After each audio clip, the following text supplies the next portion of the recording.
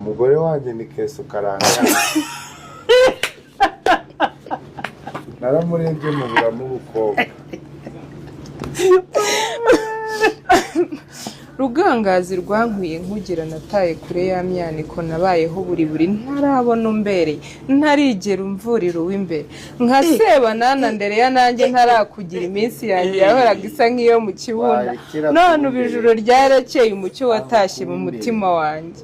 Iyi Mana yakuriboreye ntikurumbira mbanza bigwi iyi yakuriboreye bambuye igenda uyigere mu mbere imbeho yaho yanzonze uyihinduye uyimareho imbeho ubundi kuki watinze utya kuza ukankerereza ibibyera murumva ahantu nari nanzikiye nyuma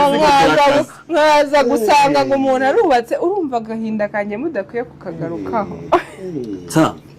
wanze kumuvura uw'imbere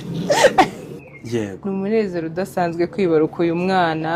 tukaba noneho twamuzanye na hano kugira ngo abari ku muryango wa Isimbi bamuririmbire ibihozo yego bamushyikire bamuteteshe nkuko ndi Murekatete bamwereke n'abandi yego na Nsabi wagufashije kugira ngo uyu mwana avuke yego